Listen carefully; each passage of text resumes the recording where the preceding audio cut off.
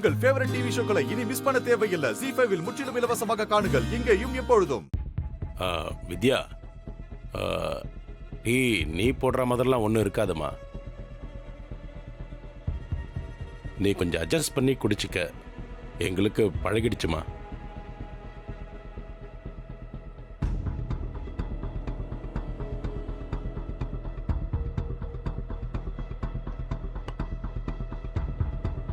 சொல்லு, என்ன முக்கியமான விஷயம்? எனக்கு உங்க பையன் மூலமா ஒரு உதவி வேணும். என்ன எல்லாம் முடிஞ்சதுக்கு அப்புறம் திரும்ப முதல்ல இருந்து ஆரம்பிக்கிற? என்ன உதவி வேண்டியிருக்கு? நடந்த பிரச்சனை எல்லாம் பத்தாதா? இப்ப ஏதாவது புதுசா பிரச்சனையை கலப்பலான்னு வந்திருக்கியா? முடிஞ்சு போன உறவை திரும்ப ஒட்ட வைக்கலான்னு பாக்குறியா? ஸ்னேகா, என்ன ஏதுன்னு தெரியாம நீ வார்த்தையை விடாத. இல்லத்த, அவ நாங்கெல்லாம் இருக்கோம்லம்மா, கொஞ்சம் அமைதியா இரு. டீயை நல்லா போடுன்னு ரொம்ப வருஷமா சொல்லிட்டு இருக்கேன், அதை மட்டும் செய்ய மாட்டேங்கிறேன். தேவையில்லாம மற்ற விஷயத்துலலாம் வந்து மூக்க நுழைச்சிடுறேன். என் பேர்லயும் சஞ்சய் பேர்லயும் ஊர்ல ஒரு சொத்து இருக்கு. தாத்தா எனக்கு கொடுத்தது. இப்ப அத கொஞ்சம் அவசரமா விக்கணும். அதுக்கு சஞ்சய் வந்து கையெழுத்து போடணும்.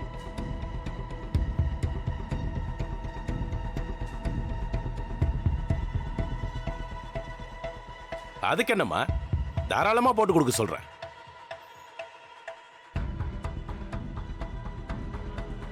அவசரமா ஏதோ விற்கணும்னு சொல்றாங்க, செஞ்சு கொடுத்துடலாமே.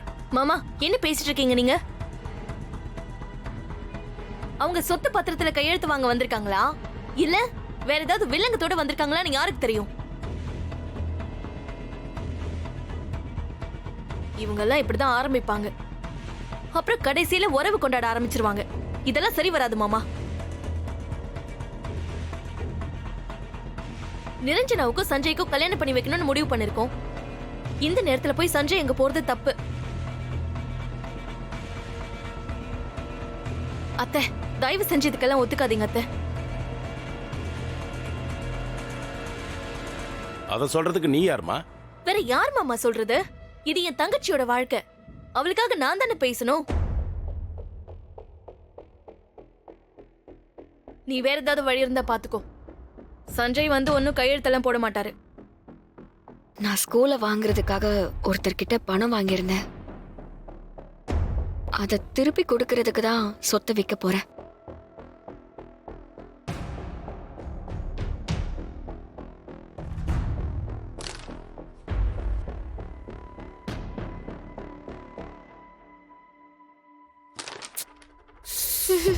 என்ன சிரிப்பா? ஸ்கூல் பேர்ல கடன் வாங்கினதுனால ஸ்கூலை விற்க சொல்லி ரொம்ப பிரஷர் பண்றாங்க.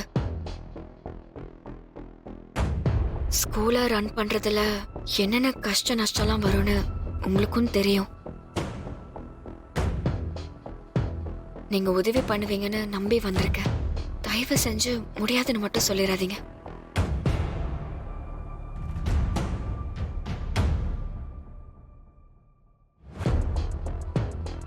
என்ன வேதா யோசிக்கிற? நம்மளை நம்பி வந்திருக்கா, சரின்னு சொல்லு. அம்மா, ஒரே ஒரு கையெழுத்து தானம்மா, சரின்னு சொல்லுங்க. யோசிக்காதீங்க, உங்களுக்கு நாங்க எவ்வளவு உதவி பண்ணிருக்கோம். பதிலுக்கு இந்த ஒரு உதவியை மட்டும் பண்ணுங்க, போதும்.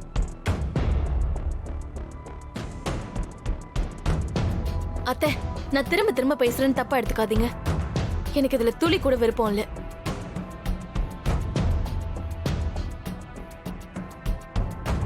ஏற்கனவே சஞ்சய் இவளை பார்க்க போனதுனாலதான் பெரிய கண்டமே வந்துச்சு.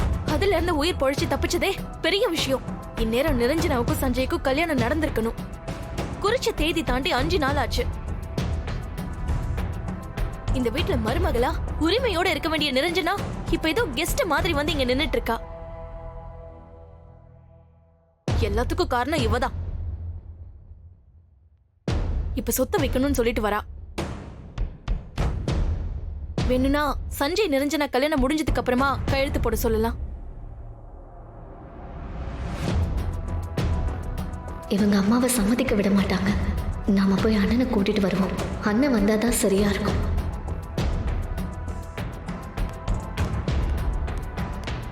மானசா, ம்? எங்க போற? இல்ல சும்மா மாடிக்கு. இங்க எவ்வளவு முக்கியமான விஷயம் பேசிட்டு இருக்கோம், நீ எதுக்கு மேல போற? இங்கே நில்லு. எதா இருந்தாலும் பேசி முடிச்சதுக்கு அப்புறமா போலாம்.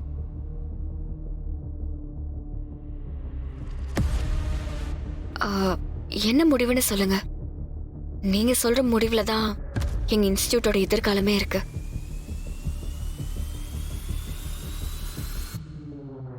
உன்னோட கஷ்டம் எனக்கு புரியுது வித்யா. ஆனா ஸ்னேகா சொல்றதுலயும் ஒரு அர்த்தம் இருக்கு. சஞ்சயோட கல்யாணம் முடியாம அவனை எங்கேயும் வெளியில அனுப்புறது எங்களுக்கு சரியா படல. இந்த கல்யாண பேச்சு ஆரம்பிச்சதுல இருந்தே தொடர்ந்து அபசகுணமாவே நடந்துகிட்டு இருக்கு. அதான் ரொம்ப யோசனையா இருக்கு. அப்படிலாம் எதுவும் நடக்காது. அவர் வந்து ஒரு கையெழுத்து மட்டும்தான் போட போறாரு. இதுக்கு எதுக்கு இவ்ளோ யோசிக்கிறீங்கன்னு தான் எனக்கு ஒன்றும் புரியல. என்னால சஞ்சயோட கல்யாணத்துக்கு எந்த தடங்களும் வராது.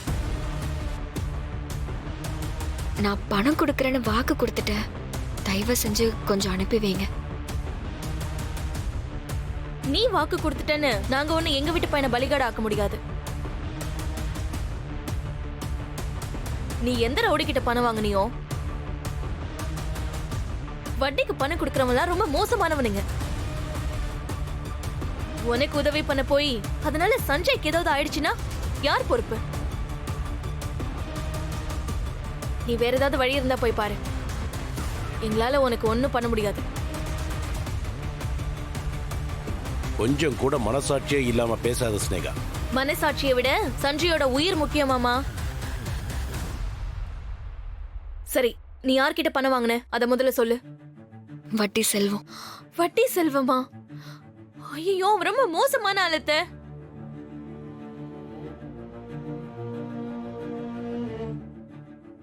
அவன் பணம் மட்டும் திரும்ப வரலன்னா என்ன வேணாலும் பண்ணுவான். ஏன் கொலை கூட பண்ணுவான். அவன் கூட எப்பவும் ரவுடி பசங்க 10 பேர் இருந்துட்டே இருப்பாங்க. இவன் அவன் கிட்ட போய் கடன் வாங்கியிருக்கா. கண்டிப்பா அவன் சஞ்சய் ஏதாவது பண்ணிடுவான். பெரும்பாலும் அவன் பணம் கொடுத்தவங்க கிட்ட பணத்தை திரும்ப வாங்க மாட்டான். சொத்தையே எழுதி வாங்கிடுவான். எனக்கு என்னமோ அவன் இவன் ஸ்கூல் மேல கண்ணு வச்சிட்டான்னு நினைக்கிறேன். வேண்டாத்த, நமக்கு எதுக்கு வம்பு? அப்படிலாம் ஆகாது. நான் இருக்கேன். நீ இருப்ப. நீ இருந்ததுனால தானே உன்னை தேடி வந்து சஞ்சய் அந்த ரவுடிங்க கிட்ட மாட்டினாரு. இப்ப திரும்பவும் பெரிய ரவுடியோட பிரச்சனை பண்றதுக்கு கூப்பிடுற. சஞ்சய் உன்னை நம்பில அனுப்ப முடியாது. நீ உதவி கேட்டதெல்லாம் போதும். முதல்ல இடத்த காலி பண்ண. ஸ்னேகா, என்ன பேசுற? வேதா, ஜீ5 ஆப்பை டவுன்லோட் செய்து அனைத்து எபிசோடுகளையும் இலவசமாக பாருங்க.